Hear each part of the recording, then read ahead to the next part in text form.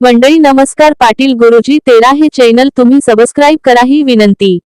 मंडळी आज आपण पाहणार आहोत शनिवार उपाय।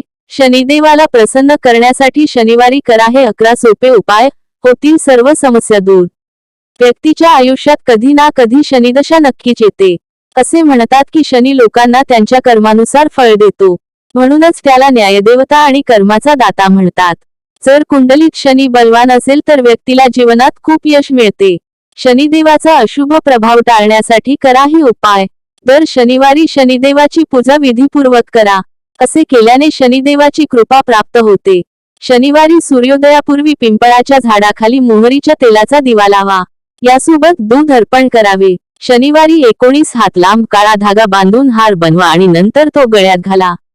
असे केल्याने शनिदेवाचे अशुभ प्रभाव शांत होतात। शुक्रवारी रात्री काळे हरभरे पाण्यात भिजवावे। त्यानंतर हे हरभरे, कच्चा कोळसा आणि लोखंडाचा तुकडा काळ्या कपड्यात बांधून शनिवारी तलावात किंवा नदीत टाका। 1 वर्ष दर शनिवारी हा उपाय करा। असे केल्याने शनीचा त्रास कमी होतो। शनिवारी पितळेच्या भांड्यात तिळाचे तेल भरावे। त्यानंतर त्यामध्ये तुमचे प्रतिबिंब पाहून तेल दान करा।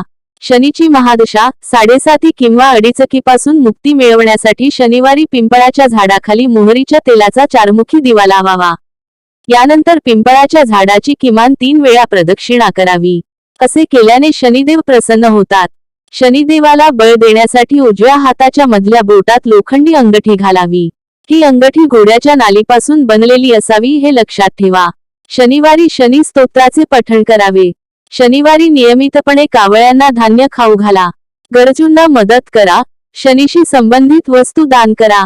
शनिवारी काळ्या कुत्र्याला भाकरी खायला द्या। मंडळी धन्यवाद। हे उपाय मनोभावे करा आणि पाटील गुरुजी 13 हे चॅनल सबस्क्राइब करा ही विनंती। सबस्क्राइब करा।